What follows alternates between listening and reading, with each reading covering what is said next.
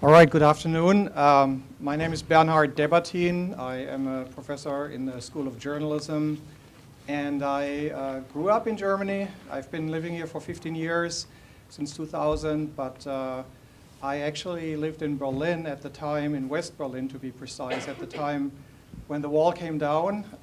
Remember the evening of November 9th, watching TV and seeing an East German bureaucrat nervously and slightly confused, Günter Schabowski, giving a weird little speech at a press conference, sort of stumbling through the words, not quite knowing what he was doing, and basically telling people that as of now, citizens of the Democratic Republic of Germany were free to travel.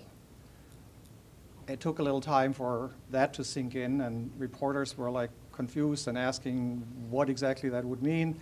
But that was actually how this event, that was obviously a big event, was announced. And it was actually even announced sort of accidentally, because this information was supposed to be boycotted until I think 1 or 2 days later, meaning boycotted means that it was not supposed to go to the media yet. So he was talking at that press conference actually without authorization. But once it was out, it was out. And that was at 7 o'clock on November 9th. And by 11:30, the first checkpoint at Bornholmer Straße in Berlin, in the northern part of Berlin, opened. And people from East Germany were flooding into West Berlin, and a couple hours later, almost all of the checkpoints had opened up, and people were going into West Berlin, and West Berliners were standing there and cheering and welcoming people. So it's quite an interesting story, and kind of almost like an irony of history, how this all worked. We're supposed to maybe start with asking you guys here at the podium some questions. And I thought it was really interesting how you connected this unification issue to the refugee issue.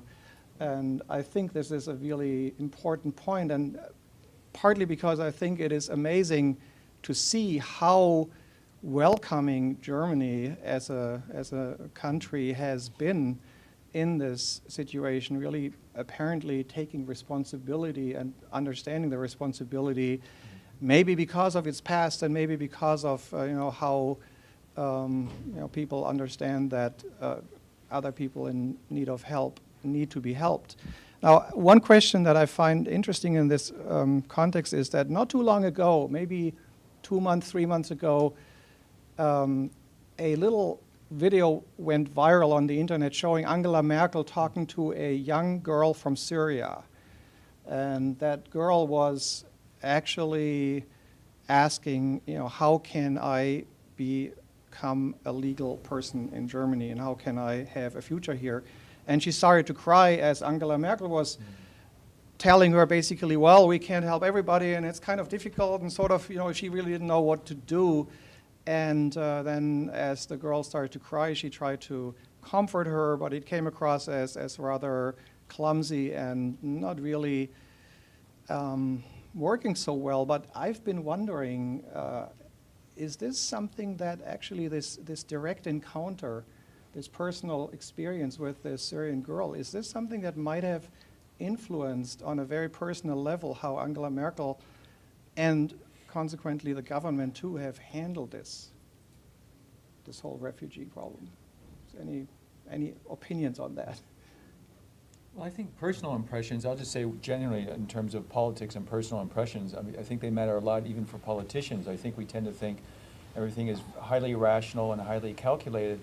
I know there's a biography about Angela Merkel from a very well-known German journalist named Stefan Cornelius at the Süddeutsche Zeitung. And he said, for example, on her first trip to China, when she experienced China, out of that came a lot of her global strategy for thinking about Germany and Europe and solutions or ways to think about the 21st century. For example, the euro in many ways is an effort for more European integration. The euro is just as much a political exercise as it is an economic exercise, for example. Or TTIP, the Transatlantic Trade and Investment Partnerships, or the counterpart to TPP, is in many ways a way to integrate Europe more in the sense of thinking about global trends. So at a minimum, I would say personal experiences matter. John F. Kennedy and pictures coming from the South in the civil rights years. Those were emotional moments that shaped an administration's politics. So if that's happened in the case of Angela Merkel, it shouldn't surprise us. We can welcome it or whatever we want to think about it. But at the end of the day, politicians are human beings in that sense.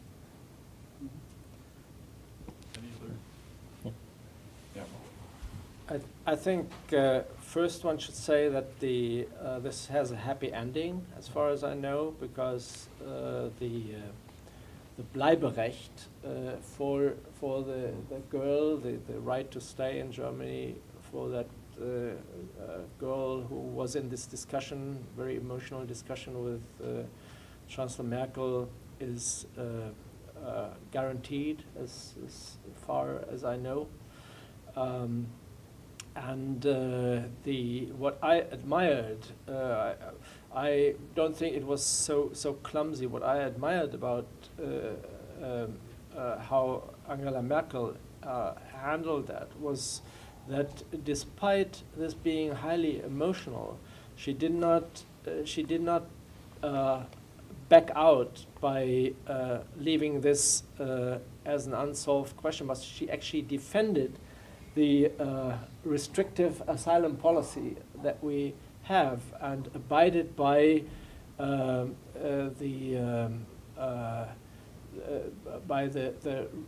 restrictions that applied in the case and defended them against the feelings and against what was sure that would happen as a counter, as a reaction to that the thing, because politicians tend, especially populist politicians, tend to avoid such issues and try to be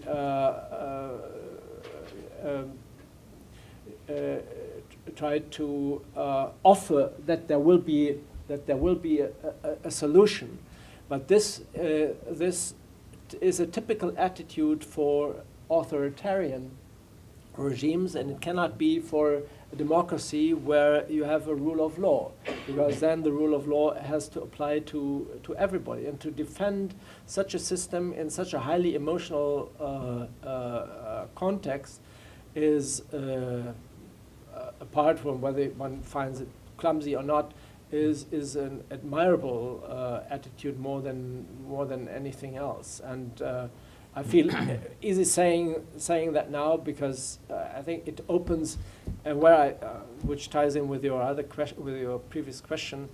I think there is a connex between this and the readiness that Merkel has also formulated now, that we probably need an immigration law, which better takes care of cases where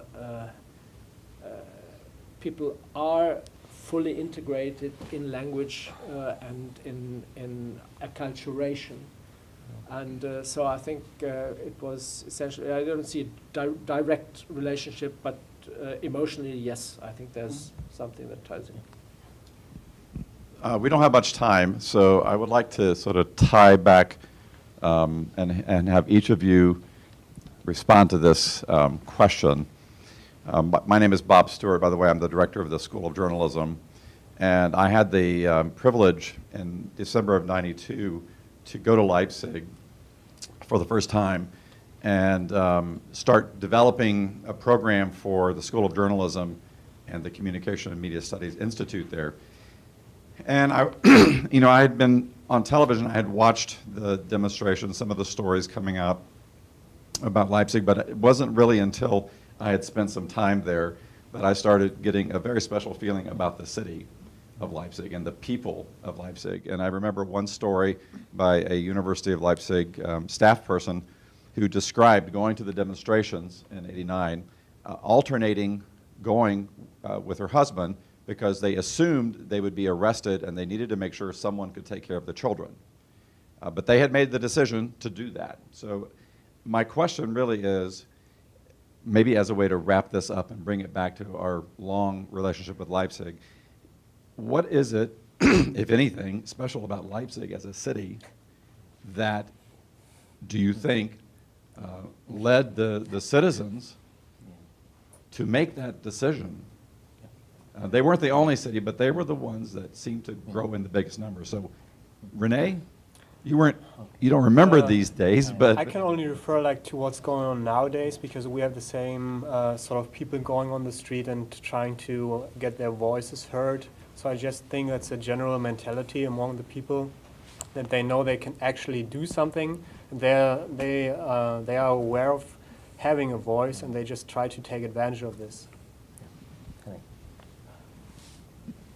Man, from what I know, and from the times that I lived in Leipzig, and from my readings of German political history, past and current, and I'm avid observer of. I try to read as much as I can. Leipzig is a different, has its own, shall I say, mix. Even when you go back to German history, after German unification, 1871, first it's the commercial capital city of Freistaat Sachsen. You know, Bavaria, Sachsen, and the others are wealthy and still are. Another thing is that there is the culture of resistance. It's a place of social movement.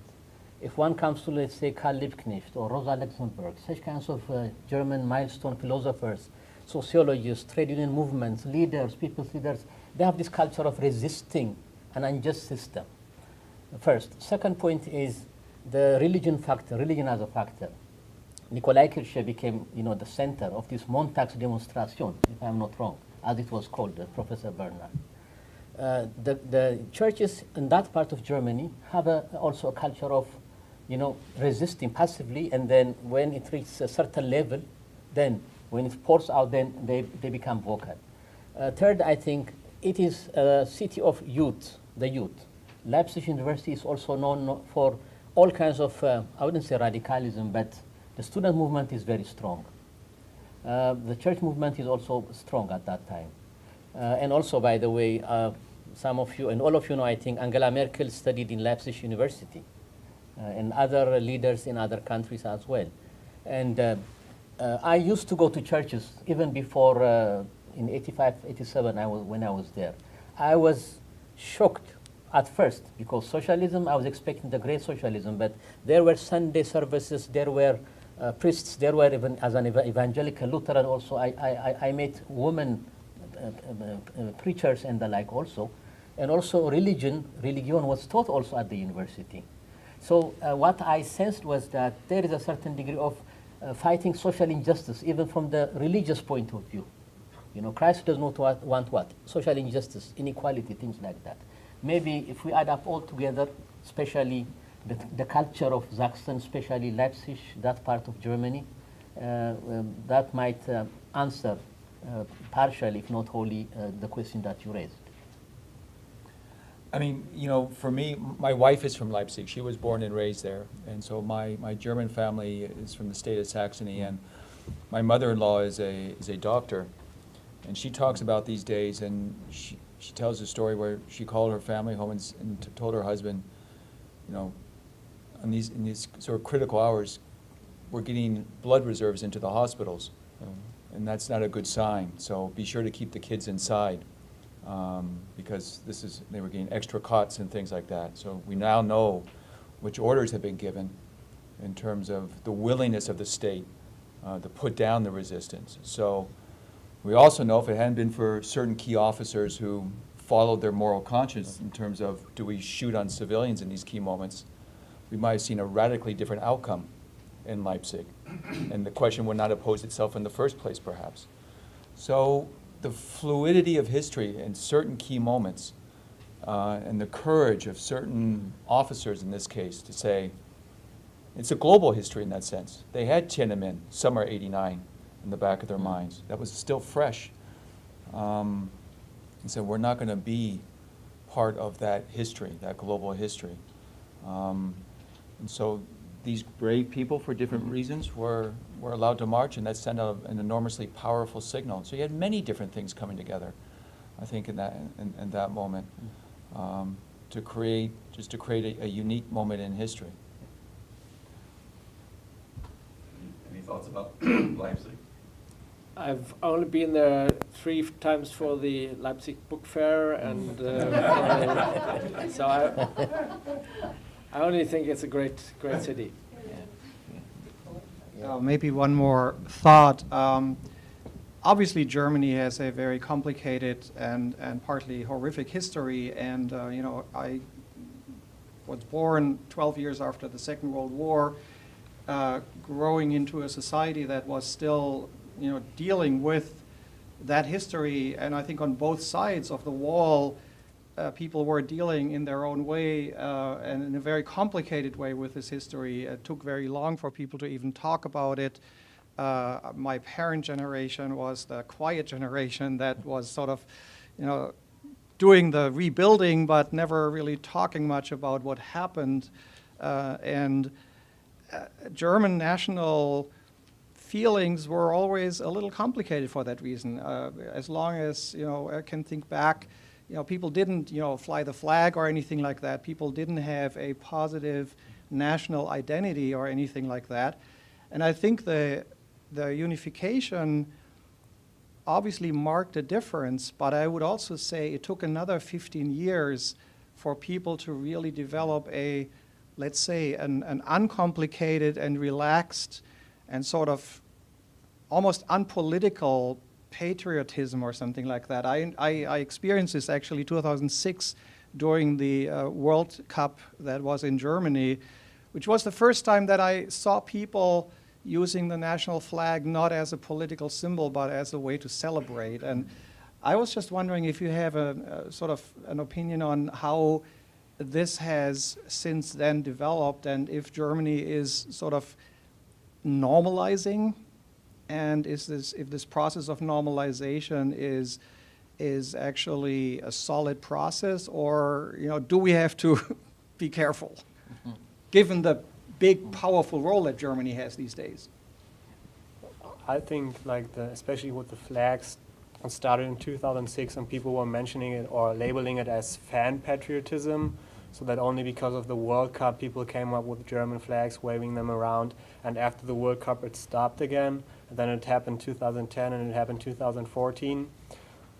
The time in between, people are still very sort of careful when using the flags in public. So it's not like in the US where you see houses and hanging the American flag outside. That won't happen in Germany. They just, I don't know if you could say it's more humble, or they just try to keep it like this, sort of in a different kind of symbol, not associating with showing pride in being a German. Just shortly, yes, the German people have come a long way. If I start from your lecture and your first question, Germans welcomed, mind you. As a policy decision, 800,000 was said to be, they're going to allow them to come in, the Syrian. They welcomed kids with food and even candies, things like that. It's not a media kind of a worked out orchestrated thing. That is, I was so happy, because that is unique to Germany. Because Germans express their feelings, what they like and what they don't like. If they don't like you, they will not give you a candy. Don't expect that. I'm not a German, but from my observation, if you could add the gentleman to my left or to the young man here. So I think that is sincere. So they have come a long way. Why this, I think, is the historical link. Germans were, because of the two wars, by the millions, by droves. Germans were, they themselves were hard hit as refugees. Look at America even. Whenever there was a crisis, Germans were coming here by droves. Ohio, 26% of the Ohio population are of German descent, Your Excellency. And in the Midwest as well. This tells us something. Equally, more Germans live outside Germany than even in comparison within Germany. And then the 53 East German uprising that was you alluded to, Your Excellency. Then the 68, 56 Hungary, 68 Czechoslovakia. All this, and then where these kinds of experiences itself had with each experience, they have matured. And now, we focus on 1989 November, but I think we have to go back 2-3 months, the summer of, I'll call it, I'm not a historian, summer of 89. That triggered the Berlin resistance and the Leipzig resistance. How? How? Because already East German citizens were going to Hungary as always, or Czechia, Czechoslovakia, Prague, and Bratislava. They were already hitting the road going to West Germany. So I think it already cracked during the summertime. Yeah. I think that if I look at the last quarter century, I think one of the key themes in German unification has, as a country, been the debate with itself as a Germany thinking about unification, about how it shifts from a country that took security during the Cold War to making security in a unifying Europe. It's a fundamental shift. And if we look at the concept of, for example, cultures of security, in other words, the practices of security, thinking about security, and narratives around security, this has been the German debate with itself, and it's been a long one, and it's been a fundamentally democratic one. That's where I really praise the German unification process. Once a month, I meet with German military officers. We do a transatlantic Bundeswehr seminar. And we sit down, there's 30 officers in the room, and we talk about transatlantic politics and security politics. Very critical dialogue, very open dialogue about what do we mean by security? How do we increase security? How do we talk about it with our fellow citizens? What does that mean in terms of identity and belonging and to serve? Very open discussion. And if we put the German experience into a global context, look at what's happening in Japan in terms of notions of nationalism.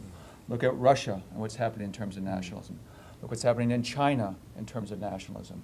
If we look at global politics, I say what we have in Germany is it's a democratic process, which means by definition an imperfect process, but it is a constructive, vital, critical process. And I think what we're seeing emerge from that is a Germany per each crisis facing difficult questions. And we certainly see that in German-American relations. John Kerry being in Berlin, it seems like now every week to talk with his counterpart, or the other way around. And so I think the German conference is, and in a very healthy process, is learning how to be the German. Someone said the word hegemon earlier. And I think where you see right. And I think where you see simply a difference in American and German approaches is Americans like to talk about hegemony. Germans run away from that word as fast as possible. It's not about hegemony. I mean, your boss says he is a chief facilitating officer, a CFO. He wrote that in the New York Times. In other words, or a Gestaltungsmacht, which means sort of a power that is trying to bring Europe together and itself together. And I think that's a very healthy type of nationalism. And there's a pride in that. There's a pride in that. And I think that's a very constructive pride. There is a major difference, and I share all the views and the different facets that have been outlined here. I think they're all very valid. The huge difference, you will never hear a German politician, serious politician, standing up and saying, "I want to make this country great again." This is. Well, I have to say it. Or this is the greatest country. Or this is exceptional. No, all this is totally alien to us. We've gone through that phase in our history once, and we've made committed terrible crimes and. There's just one other element I want to throw in. This year we are celebrating around the world 50 years of diplomatic relations with Israel. And I've been on 2 panels in the Midwest, in Kansas and in Chicago with my Israeli colleague, and we have had similar events, and we are talking about the years when the years of restoration in Germany, when Adenauer and Ben-Gurion had the idea of going to that step and establishing relations, but it was both past the time on the Israeli side, Ben Gurion was gone, out of power, and Adenauer was also no longer there, that the successors to both could actually establish relations, and in the German case it was his foreign minister, who, Mr. Schröder, who sort of boycotted the process because he saw the relationship with the Arab world in danger, and the economic relations foremost with the Arab world. So the German flag is no longer a symbol of nationality that we need to hide. We can, with greater pride, say that we are Germans, and we like to do that. And it has to do with the fact that sort of the world also projects these days a much more positive image on Germany. If you look at the rankings of the BBC, what is the most loved country in the world, and so forth. So why not then say, yes, we are proud to be Germans, and we can wave the flag, but we don't want to wave it higher as other European states. We're out of time, way out of time, but I want to thank everyone for being here and helping us understand what this day means, or what this celebration means. And I think one of the great things about our students who study abroad and go to Leipzig or other places in Germany or Europe is they learn a lot about their own country when they get some distance from it. And I think as we hear about Germany, it causes us to stop and think about some of our own practices and such. So we want to thank all of you. I personally thank you because of my long connection with Leipzig University, a chance to come and talk about the importance of unification of Germany. So vielen Dank. Ja, Vielen gerne. Dank.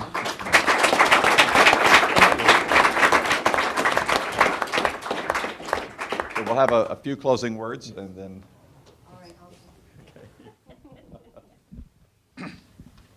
Well, maybe I can just say on behalf of the audience and how much we've enjoyed this session today. And again, thanking the Global Leadership Center for having the vision to bring this collective group together. We've learned a lot about Germany, and I think what we've heard today is that it is a great country today, how it grapples with cooperation on many issues. I think we've learned more about our relationship between the United States and Germany. And I also think we've learned a lot more about our relationship with Leipzig and Germany at Ohio University.